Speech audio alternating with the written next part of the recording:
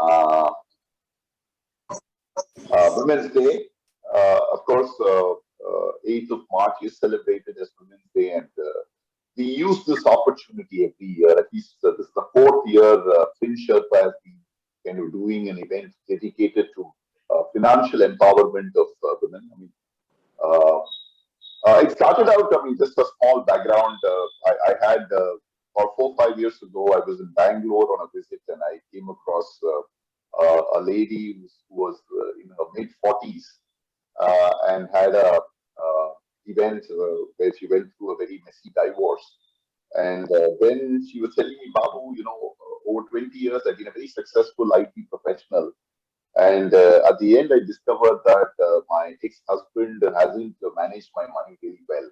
And, it kind of, and I asked her, weren't you aware of what your money was doing? And she said, absolutely no. I had no clue. And for some strange reason, I didn't even bother. Till I married, it was my father who was managing. And after my marriage, it's my husband. And so I kind of think so. That got me thinking that not to say that we should not trust somebody, but just kind of said women need to kind of take a little bit more charge on money. That's really the background with which we started.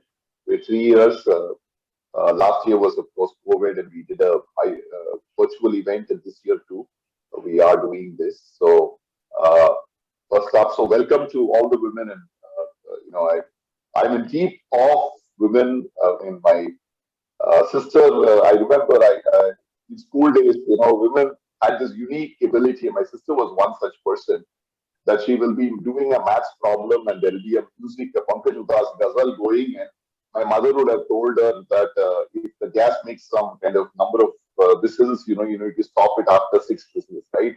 I can never handle this. And my, kind of, uh, my sister would handle it with aplomb. Uh, so it was kind of quite a uh, 1 second, 1 second, please.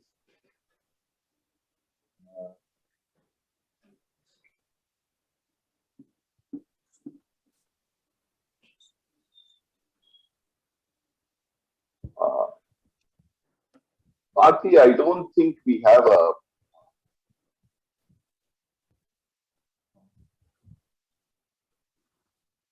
waiting room.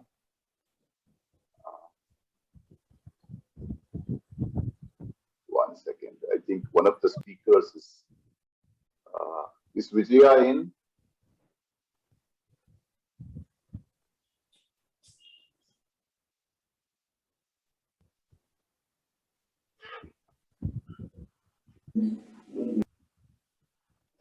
Bharti, I disabled the waiting feature. Okay, I'll ask her to re-log in. Yeah, if you don't mind. Thank you.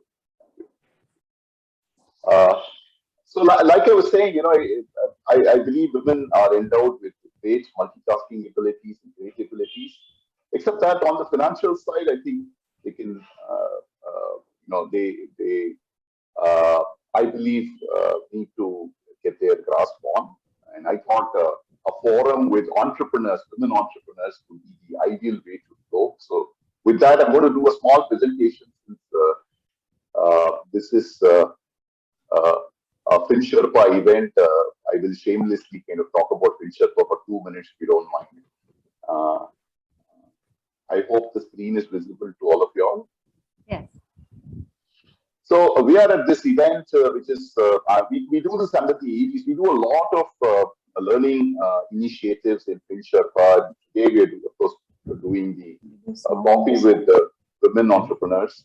But we do various other stuff as well as we go along. So we do a lot of learning initiatives. Can we have a mute, please? So that, yeah. So Finsherpa does a variety of stuff, but all of them relating to investments, financial planning, retirement planning, and so on and so forth. Like I said, right through the years, we do a lot of learning initiatives. Almost at least once or twice every month, we have a Finsherpa Academy event. We talk about various investment ideas and investment personnel. We bring fund managers, managing directors, CEOs of mutual funds come here, and give us their perspective. So it's an exciting time.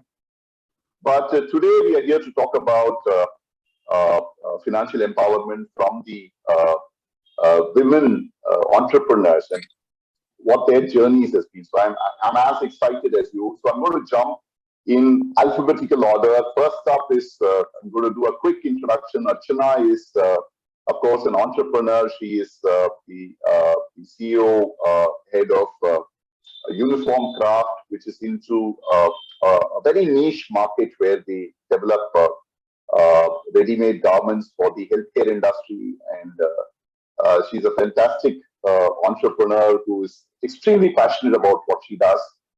She's, of course, a postgraduate in management from Sydenham College in Mumbai, loves to travel. And so, welcome, Archana, and thank you so much for sparing time to join us and share your perspectives.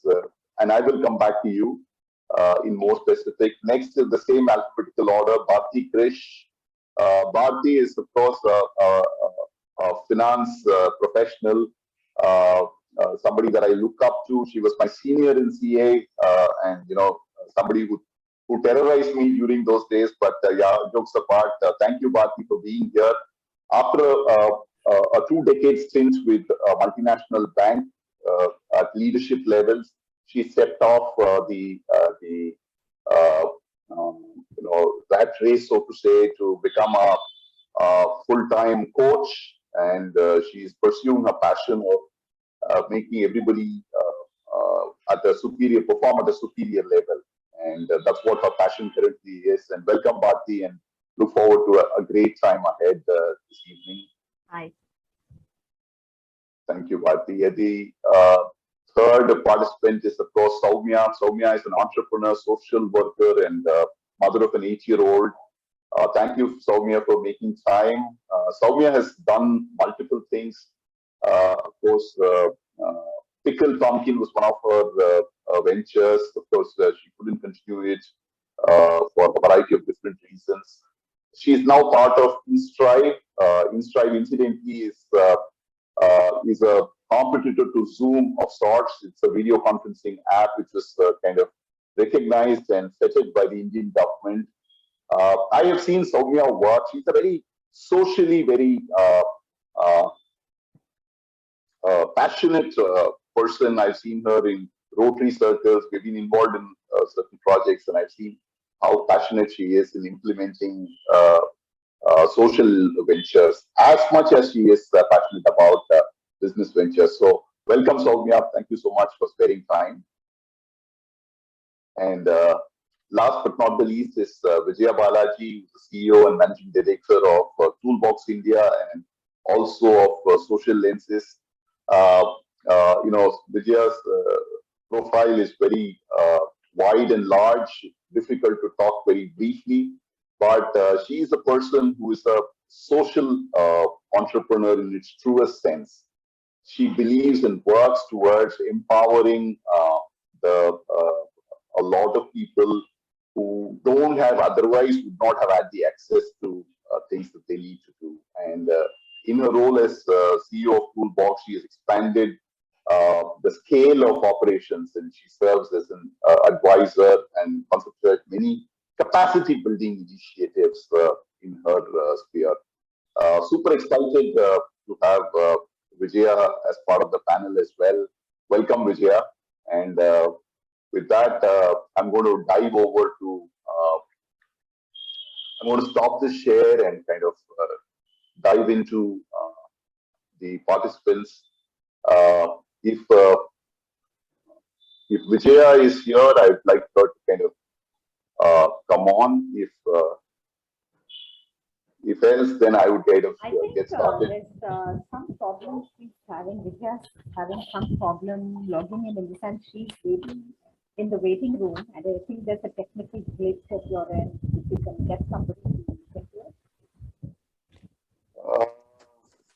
1 second. I'll send her Bharti. I'll send her a link again. Not to worry. Yes, because she's in the trying to meanwhile, touch 10 minutes. Yeah. So I'm going to send her a link on WhatsApp once again. But in the meanwhile, Bharti, if you could kind of take us through your journey and your learnings professionally over the last, say, a decade or two, and how you have seen what you've seen from the lens of a woman as an entrepreneur, and what's your view? If you could just kind of take us through. Yeah. First of all, good evening, everybody. I hope you can all hear me clearly. I want to thank Finsherpa and the audience for giving me this opportunity to be part of this exciting panel. I'm Bharti. I'm a transformation coach and an impact professional. Like Babu introduced, I started my career, I should say, not after my chartered accountancy, but rather soon after school, where because of my financial constraints, I started doing part-time jobs even as I was studying in college. Financial independence at that time was absolutely the last thing on my mind. It was more a financial need rather than independence. Anyway, my financial journey or my career started then. Did my BCom and then my CA. Like Babu said, 20 years of experience in banking and financial services. And hi, Vidya. Welcome. Hi there. Hi, Sorry. Vidya. Sorry, Hi, I Babu. think there was some mix up. Yeah. So we've Go just ahead, Babu. started the introduction. So after couple of decades of corporate experience, when I took a sabbatical, like many others did, there was a lot of introspection that happened at my end, and I realized that even in my corporate life, my passion has always been in coaching and mentoring, shaping careers. And so I thought it's a great chance to step back from the rat race and pursue what I want. And that was the context of why I got myself certified and became a transformation coach. I believe that whether it is an organization or an agency, it all boils down to individuals. And when transformation happens, their potential is unboxed and they realize whatever it is that they want to. So my job is simply to shine a torch on what they are missing and partner them in their pursuits. So here I am trying to find my feet in the coaching industry and really thanking everybody again for being here. I'm a single mother and I have a 12-year-old daughter. So as we proceed on this journey, I'm sure there'll be further insights that we will hear from the panel and Babu himself. Thanks a lot. Cheers. Thanks, Bharti. Thank you so much. Vijaya, you're up next. I gave a very brief background about you, but I want to I want you to take a few minutes and give us an overview of your journey over the last, say, decade or so, with your insights, especially in the context of financial empowerment. Over to you, Vidya. All yours. Thank you, Babu, and thank you for having me here. And hello to my co-panelists. I'm delighted to be sharing the stage with a band of very accomplished women. I started off like everybody else after B school, right? And you go down the route of picking up whatever sort of placement happens at campus, whether you're really cut out for it or not. Strangely enough, finance isn't really something that I was very good at. I didn't really have a head for numbers. But started off then to really find my feet in a job which I wasn't very, very familiar, nor was I very good at, to be very honest. Quit to sort of be a full-time mother and followed my husband as he went on to create a name for himself in the banking industry. We were batchmates and so followed his career more. We relocated to Bombay about 15 years ago. did a bunch of things, switched lanes actually. Strangely enough, despite not being great in finance, I ended up doing a job in a treasury function, Babu. It's quite ironical when you look back at it. But 11 years ago, on the cusp of turning 40, I knew I wanted to do something which, you know, I won't say was my calling. I don't think it was my calling because I just fell into it by accident. And I went on to set up the India operations of a non-profit organization, a very, very altered space where I had absolutely no exposure.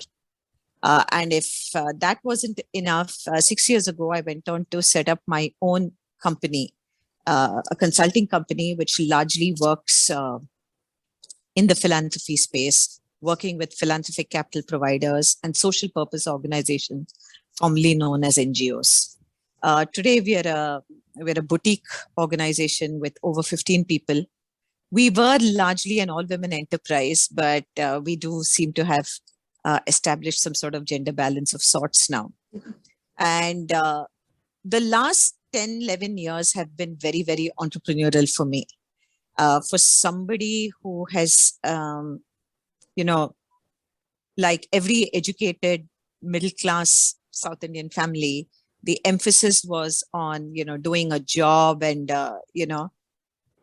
turning entrepreneurial meant having to learn a lot of things. You suddenly, actually, as an entrepreneur founder, what you take home as a salary suddenly becomes secondary. The focus really shifts on how you need to look at what the company is doing, what are the sort of reserves you have, and along the way you look at what really financial empowerment means to you. Strangely, I think for me, the success of what my organization goes on to do, I think takes precedence over how much money I make. But having said that, I think every woman needs to have a certain degree of financial independence. So yeah, that's really who I am. Super, super. So I hear you loud and clear that as an entrepreneur, you're keeping this widened, not just about yourself, but the organization and the people within and the various stakeholders as well. Amazing. Thank you, Vijaya. Archana, I want to bring you in and get your viewpoints on what was your journey like.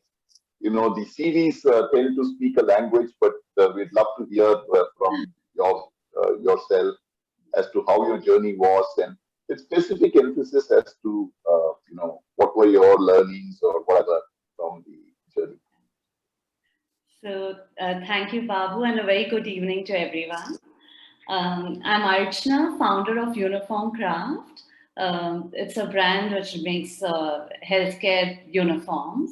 I'm from Bombay and came down to South 20 years back. My journey in the uniform space started in 2002, where the business was making customized uniforms for large hospitals. And I had experience about trying to figure out how the large hospitals worked, buying patterns and the consumer usage, and came up with a portfolio for the hospitals.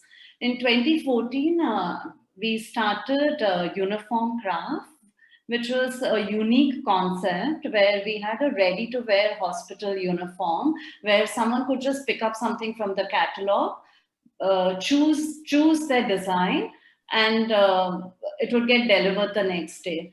It was e-commerce enabled, and we had a very refreshing color palette and different styles of uniforms. We were very excited about this concept, but the customers took a little time to embrace this concept, and from 2014 till 2018, 2019, we were doing okay. We were not doing as well as what we had envisaged, but we were doing fine. 2020 and 2021 COVID time, I need to relate this one incident because everything just transformed from being a uniform company. It suddenly became like a company which was giving a solution. So I had this, it was lockdown and a doctor called me, my old customer, and called up and said that he wanted 3 scrubs. And I said, no, it's lockdown, it's in the office, I'm not able to give you these scrubs. He said, I'm coming to pick you up and we both go to office and you will get, I need these scrubs in the next 1 hour. So we go to the office and he helps me take this carton down from my warehouse and I supply this, give this 3 scrubs to him. He looks at the warehouse and is asking me that, what are all these, how many uniforms do you have? And I said, we have something like 1,500 scrubs. And he said, you know, we've been waiting for someone to give this to us. And here I'm thinking, I'm waiting for you since 2014. And he just put this on WhatsApp. And before we knew, things started happening and we became a go-to brand in the uniform space in Chennai. For me, this was very rewarding because I had designed the entire portfolio. I mean, I sat down and looked at every color, spent a lot of time in Nallis to get my right lime green color. And for me, this was something that, you know, the doctors are really liking what I had manufactured. And I mean, I'm seeing that the concept, what we had come up with in 2014 is making sense to them. So, I mean, my journey from 2002, just like any other entrepreneur, has been very difficult. Have had lots of funding problem. Like we were growing 20% year on year, but I didn't have money in the bank, in the company. I mean, even to ask for 50,000 rupees was a very big ask for us. And even though there was no money, there was no time, the order book was always full. And in 2008, I mean, just like how Vijaya said, no, that you do not think about your money when you're an entrepreneur because everything is a common pool. I took a conscious decision that I am going to withdraw a part of this portion of this profits and put it into other investments because I need to be financially secure, plus make sure that the business is secured too. And this money that I used to withdraw, I would put it either into the equity market or in real estate. And I mean, I've been doing this in a very disciplined way from 2008, and I'm a huge fan of compounding. And I have seen that this many years, I mean, I'm surprised with how investing regularly and in a very disciplined manner, right now, the stage where uniform craft is, I can probably say that I will be able to use this funds to expand it, like not only in Chennai city, but hopefully nationally. So, yes, that is all. Super, super. So you're kind of Archana, we always come to believe that if you're from Mumbai or Gujarat, you have that I did. investing sense built into you. You guys are born with it, yeah. So I'm not surprised, but kudos to you. Fantastic. Probably I'm going to bring you in and get your perspectives on your journey over the last, say, decade and a half, and how it has been, and give us some insights, please. Over to you, Soumya. Thank you, Babu, for having me in this panel. And it's really nice to hear about the other people and the accomplishments in their journeys.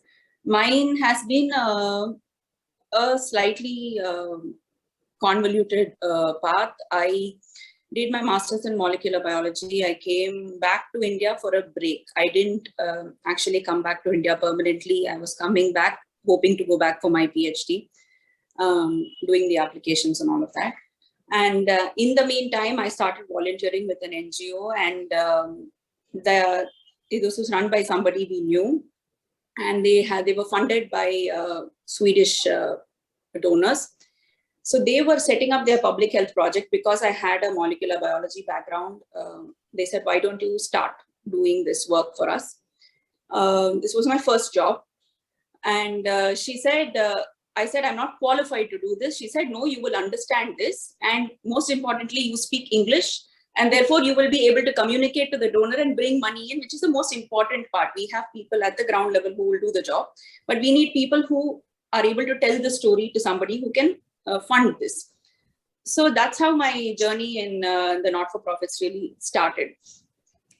So at 23, I had a team of about, suddenly I had a team of about 210 people under me, and had no idea what public health was. And it was like a steep learning, but I felt like I had a flair for executing projects, and I completely enjoyed working in this space. The kind of fulfillment it gives you when you do ground level work is really, it's something you need to feel it to understand what it means. So that's how my journey in not-for-profit started. I decided I'll not go to do my PhD. I would continue doing this.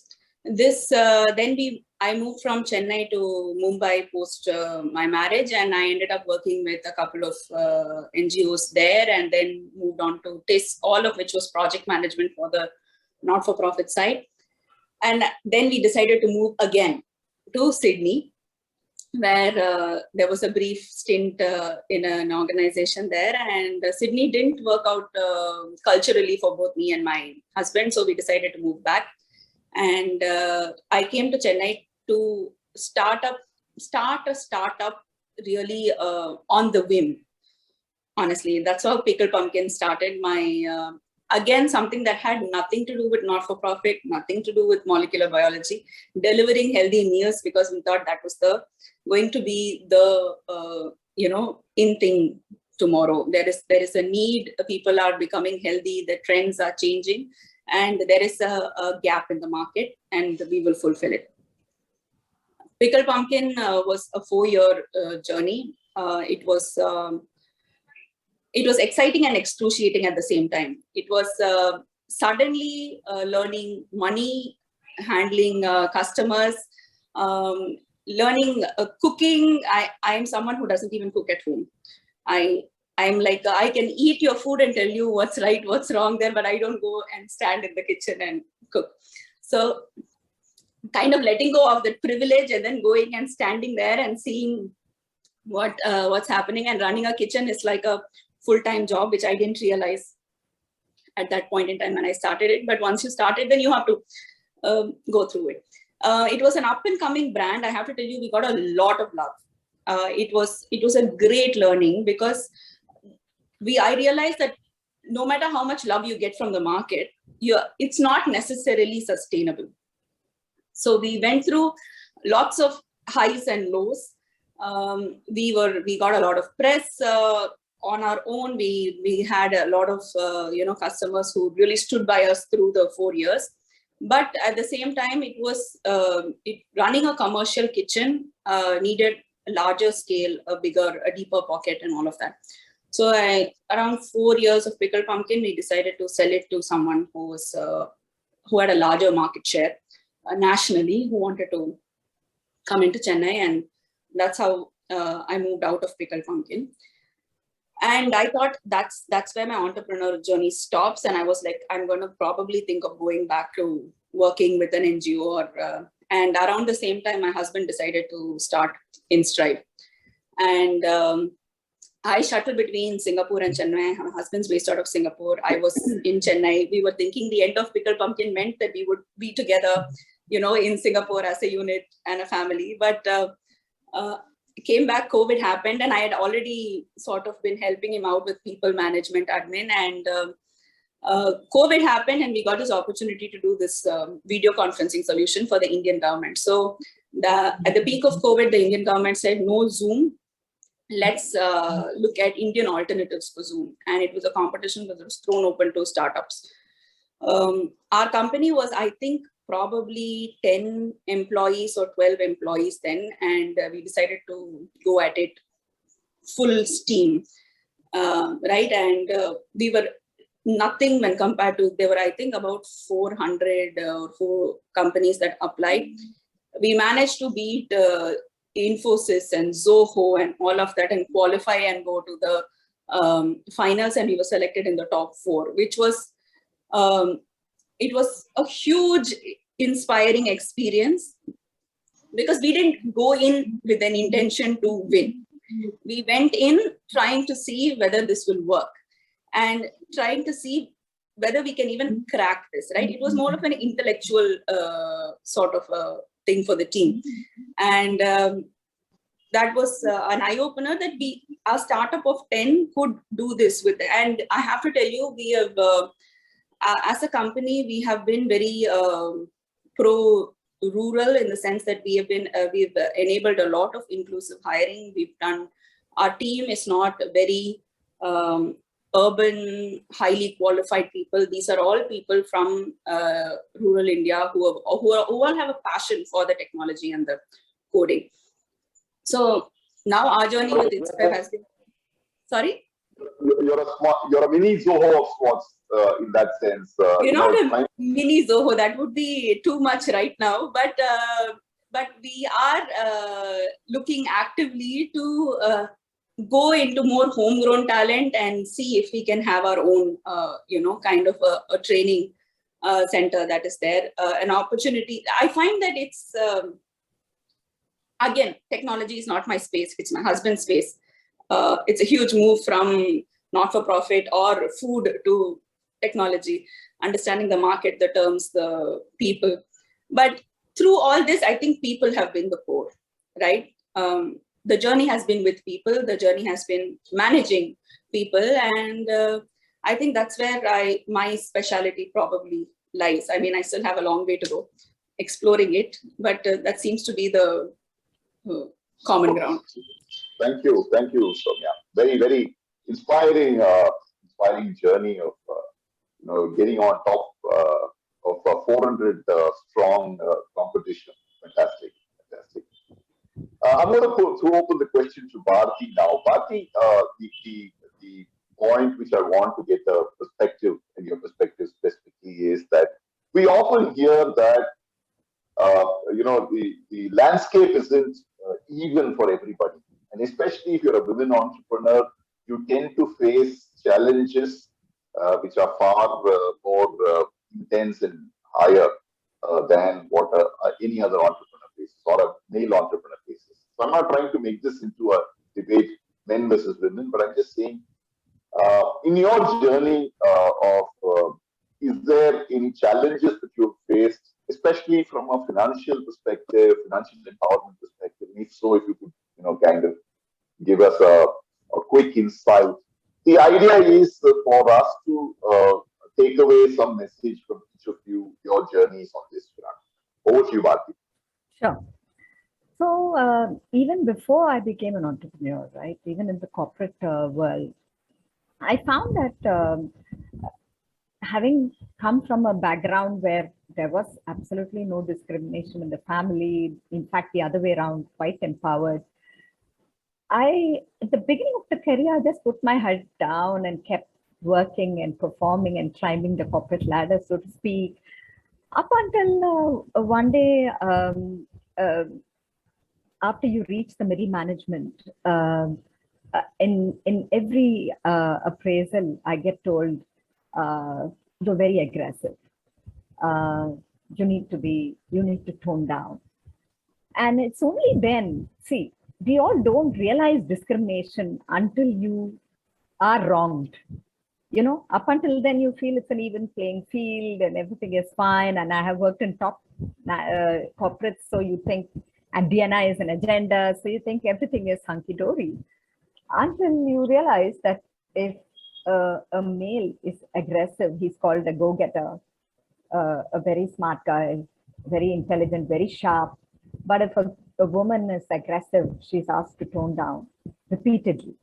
And that especially is true as you climb the ladder and reach the top management. And I think the reason I mentioned this is to say that no matter how even we think the field is, right, there's always the wonkiness that we will notice because of how the history has been in respect of women empowerment. I think it's up to us to stick to who we are and be true to that. The minute we try to,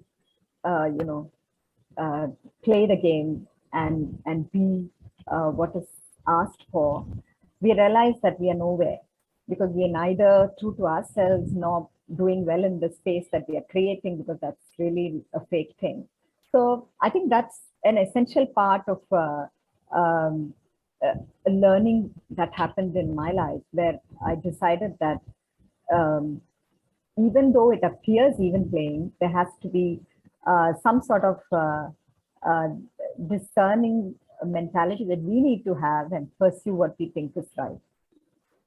Even in terms of the financial empowerment, right?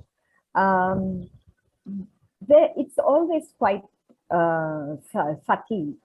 The way, if you look at even discussions about salaries, increments, promotions, you would find 9 out of 10 cases, just not even 9 out of 10, 10 out of 10 cases being the male staff coming and asking for, why haven't I not been considered? And it's the women who just put their head down and keep doing and not ask, and they believe they'll get what they deserve. So I think the learning is in life, and I learned it quite late in life, and I really would like to share this with the audience in case they find it useful, is in life, no matter how good our performance is, how good we are treated, when we want something, we need to put our hand up for people to notice. Yes, that does not mean it's a begging bowl. It just means that you're making yourself known. You're just making people realize that this is what you want. Sometimes that is important for them to see that you want it. So that's another part of learning that I'd like to share. About entrepreneurship and the financial empowerment aspect that I feel again, when it comes to charging, when it comes to getting my due, it always starts with a reason why at all I'm charging, especially in the business that I'm in, right? I constantly find myself saying that the charges are important because you need to have a skin in the game, you know.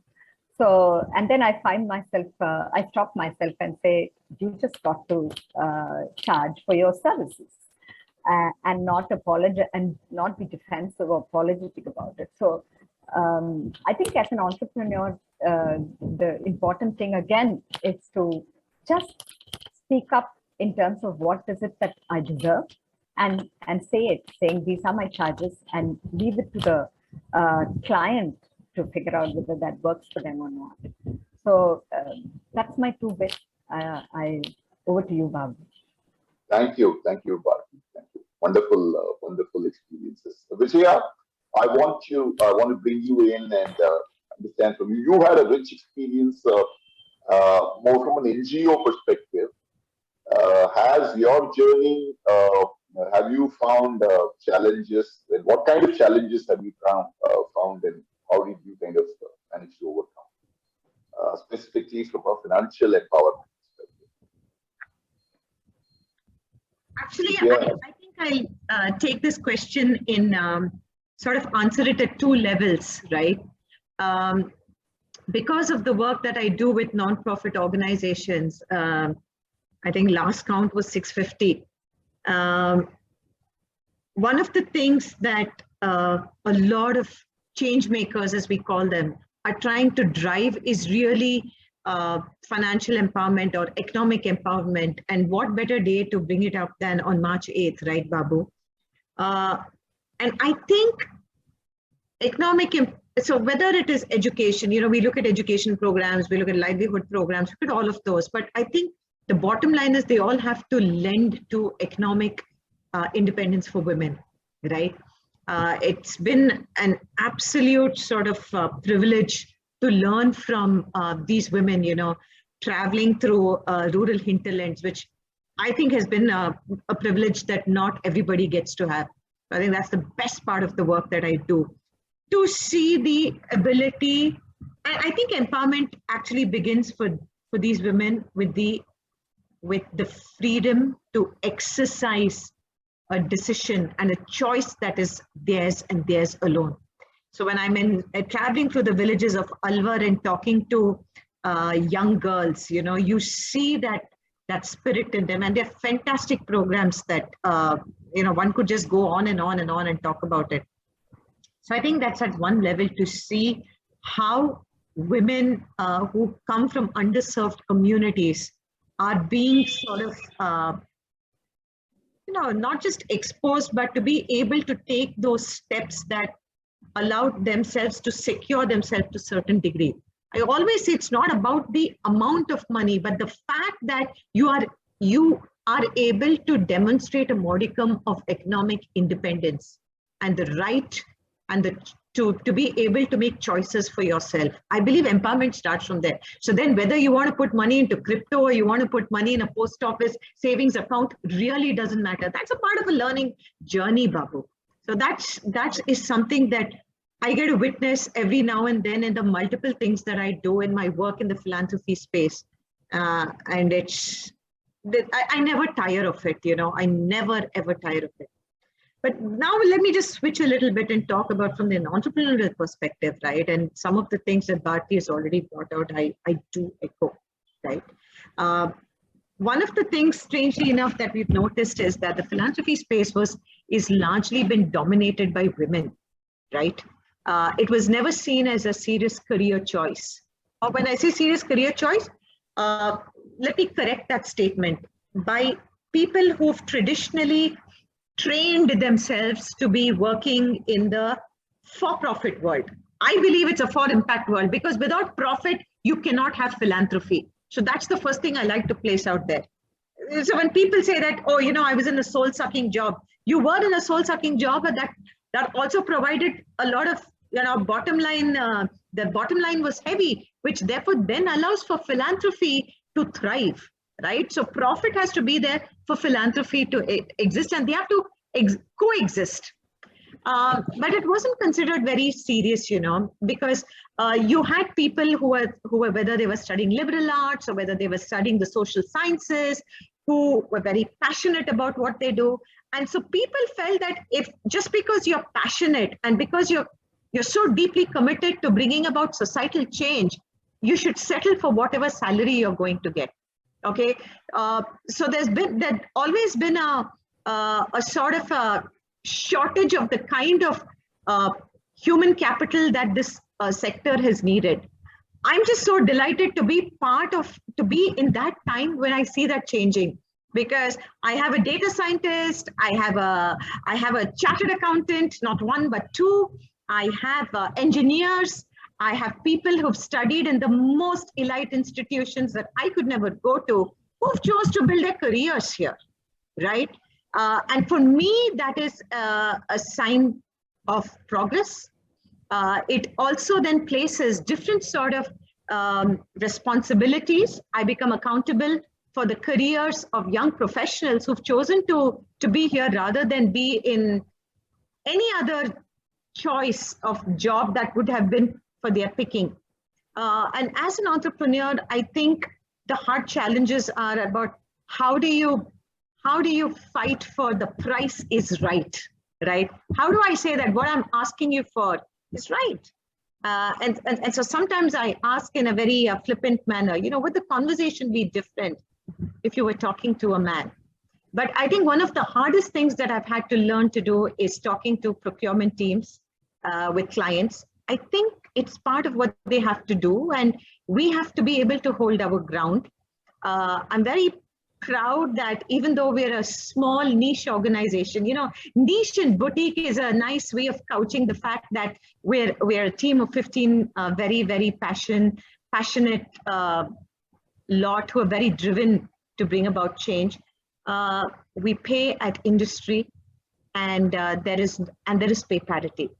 For me, these are sort of good things to talk about among the best places to work, And I think I've had to learn so much, Babu. I'm not very adept with all the kind of investments because, traditionally we've seen this as, men know numbers better. But to be able to build a small portfolio, to think in terms of a runway of capital for my company, to talk about reserves, and to hold the year of COVID, where we didn't let people go and we didn't cut down their salaries.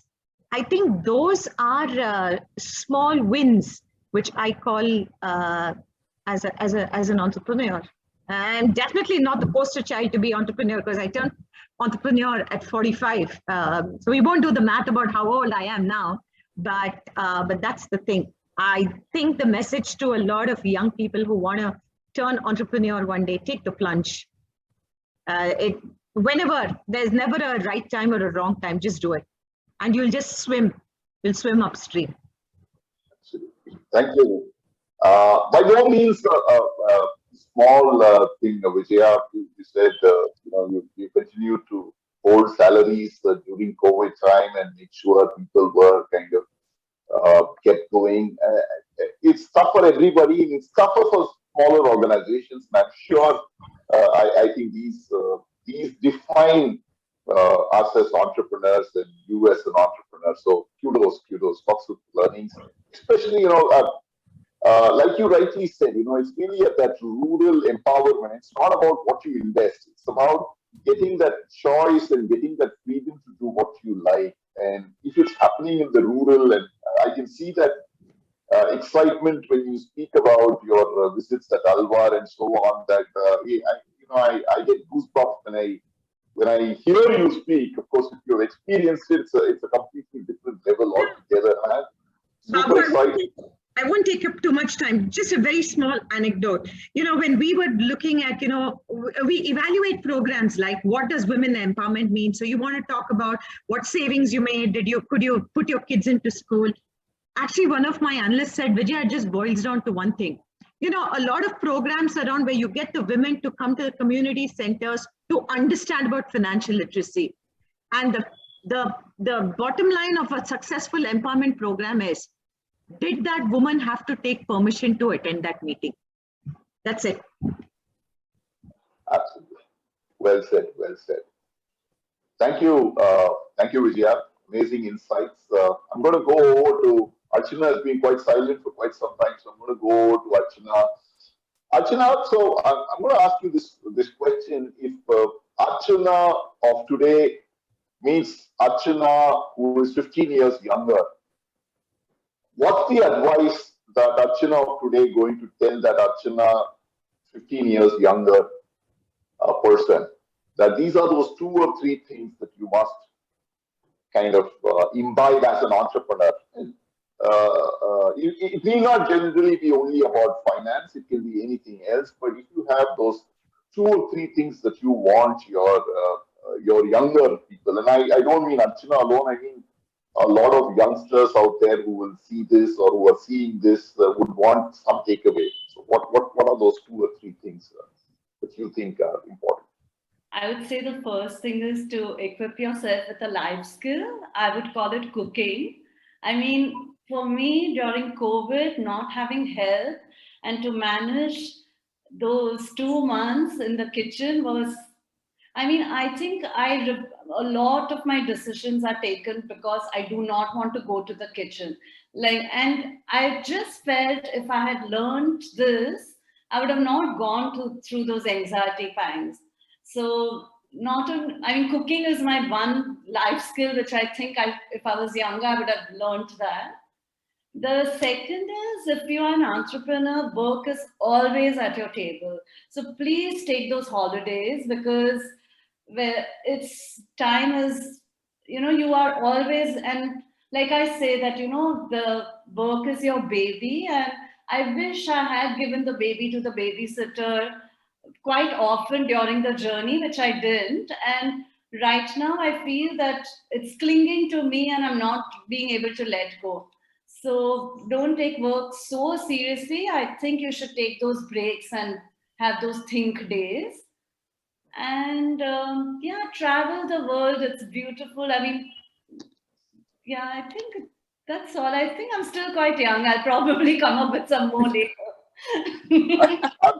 No, I didn't mean any other way. I just meant, what we've learned so far. I'm sure 10 years down, we'll do another session and you'll have some more learnings, which we will take absolutely. Yes, Soumya, your advice to young entrepreneurs, right? Based on your learnings, your journey of life, what are those 2 or 3 things that you would want youngsters to kind of say, hey, you should do this, that? I don't know whether it's advice or not, but I feel that our generation either tends to be extremely forward, or we are extremely held back and look for security. And the hardest thing is to find the middle ground. And I think we learned that eventually, I'm guessing. We are still in the process of it, but it's important because the whole thing is anchored on money and finance. I think it's important for us because we are the new gen parents. It's important for us to start inculcating financial habits or financial thinking in our children from a very young age. If there is something that I wish that I probably learned more about from my parents or from professionals is how to handle money. Either there is too much going around or too little going around. Fortunately, we come from a place where there is enough going around. But then how do you handle it? How much do you save? What do you invest in? So that when suddenly you're earning and then you have that money in your hand, you don't go to somebody else to handle it for you. That is one thing. And two, as entrepreneurs, I think I agree that we are constantly thinking of organization first. But what I learned through Pickled Pumpkin is that it is not just organization first. And it is okay to say, I want something for myself. It is okay to say, this is my share. I have put in this work and this amount of money belongs to me, and to be unapologetic about it. When I did budgets for not-for-profit, we had to say, like one thing that Vijaya said that I could understand, that we had to keep down admin costs to minimum. And I would repeatedly go back to my CEO and say, why are you keeping admin costs to minimum? Because these are the people who are working. You don't need to give away free stuff. You need to be empowering people to work for you. And your entrepreneurship journey should be built on empowering and making people more conscious, aware of their own worth, and so that you don't have to defend your own worth. Right? It works. I think it works in tandem. When you tell somebody this is what you're worth, they see you work, they see you do your things, they understand your work. You don't have to go and say this, I am this, therefore I am taking this much. And I think at some, women at some level, even when we come from a fairly privileged background, are programmed to be apologetic about money, to be apologetic about asking for money, to be apologetic, to hesitate to handle our own money. I am fortunate to have a partner who says that I'm not going to manage your money for you. It is your money. It's your thing. You burn it, you save it, you spend it. But in retrospect, I feel I needn't have had somebody come and tell this to me. It should have been there in my mind from the very beginning that this is my money, it's my own, and it's mine to do whatever with. Whether you take it as a salary from your company or whether you're earning it as a salary from your employer, right? So that would be my thing. That relationship with money, I think, needs to be fostered from when you're much younger. Absolutely. Thank you, Soumya. Yes, Bharti, your two points of wisdom for young entrepreneurs or young people in general, if you have anything which you think you should kind of follow. I think the biggest learning that I would like to share is whatever it is that we want to do in the society, right? Let's try, even if we are not able to do it in a big way, straight away, let's try to see if we are doing it in our small world. So if we are saying we want to, improve financial literacy, are we doing it with our own maid, our own staff, our own people who work for us, people who work in our world? So if we I find that in a lot of cases, in a lot of families, my own cousins, I find that our staff are not treated so great, but then money is given away to charity. So I'm like, first, let's address the world around us and let's empower them, whether it's education. Do we know if our maid knows how to read and write? Do we know? So I'm saying, first, let's look at the world around us and try to make a difference there. And while pursuing whatever it is that we want to pursue, because I feel if we do whatever it is we want to do within our world, then we do make an impact in the society by itself, because it then has a ripple effect, you know. That's my 2 bits. Thank you, Bharti. Charity begins at home. So, why go out and do those big bang charity why you can do it at your home with your, driver or. Yeah, and also, why should charity mean only money? Why can't people be generous in their spirit? Why can't they be charitable in their words? I'm saying all of it is equally important. So I feel that's an important thing to address before we embark on anything else. Thank you, Bharti. So, friends, we have about 3-5 minutes more before we wrap this up. So, any questions, do send me on the chat window, and I have 4 amazing entrepreneurs to whom I'm going to throw open these questions. But I have a burning question for Vijaya that I wanted to ask, Vijaya, there's a stock exchange that gets money in billions of dollars for profit ventures, right? Do you see a time not so much into the future where there will be a similar kind of an institution that will, kind of channelize money for not for profit ventures as well? Because at the end of the day, whether you're making profits or whether you're not making profits is not the question. The question is about, are you making the world a better place? Are you, kind of making it livable for a lot more people, and so on and so forth. So, do you see at some point in time there will be an institution of this? And this question I got based on what you were chatting. While you were chatting, suddenly this question came up, and I said I must ask it before it goes. So, do you see a stock exchange for not-for-profit companies come out there and raise money? There they could get dividends which are not money, but which could be in the form of, empowering or educating so many children, so many things, which, while we need money to satisfy our pocket, we need a lot more that satisfies our soul. And maybe the returns there would satisfy our soul. So, your thoughts? A lot of things, because that question is a very loaded one. So firstly, yes, the social stock exchange will be a reality. For those of you who follow a little bit of philanthropy, there is a social stock exchange which is there in Dubai, and it's there somewhere else overseas. It's already been explored to set up so that there's a listing of charities and so on. So that's one part of it where the avenues to raise philanthropy capital will be there. But Babu, that's already begun. More and more capital is getting unlocked, right? And very quickly, the CSR bill, which was introduced, which has made it mandatory for corporates to put away 2% of their profit into charitable activities, and there's an entire act around it. I think it's good. Because there are business houses, the Tatas, the Birlas, the Mahindras, who've been doing it for Bajajas, who've been doing it for generations. But in doing so, I think what you also realize is that the fortune truly lies at the bottom of the pyramid, given the size of India's demographic as well. And the third thing, so institutional capital is getting unlocked, Babu.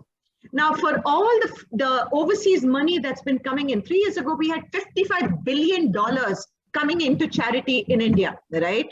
And while you will still have money going into Africa and other emerging economies, and now, of course, COVID became a huge humanitarian crisis. As we speak, we see another humanitarian crisis looming in a very developed part of the world. there will still be enough of capital which is coming in. One, the world is creating more and more billionaires. And these billionaires are billionaires for becoming billionaires at 30. The founder of Canva, she's the second richest woman in Australia, has already committed billions of her wealth to charity already. So we see, we saw Mackenzie Scott, the erstwhile Mrs. Jeff Bezos, who's committed so much of her wealth already into charity. Individual giving has gone up. And finally, individual small giving, Babu. It's amazing to see how that's picking up, because India's traditionally been known to give money for religious giving. Mandir jao, hum hundi mein paise pehle dal dete hain. But here, you're seeing giving coming, whether it's a payroll giving, whether it is crowdfunding, the number of individual givers. And finally, it's the mindset.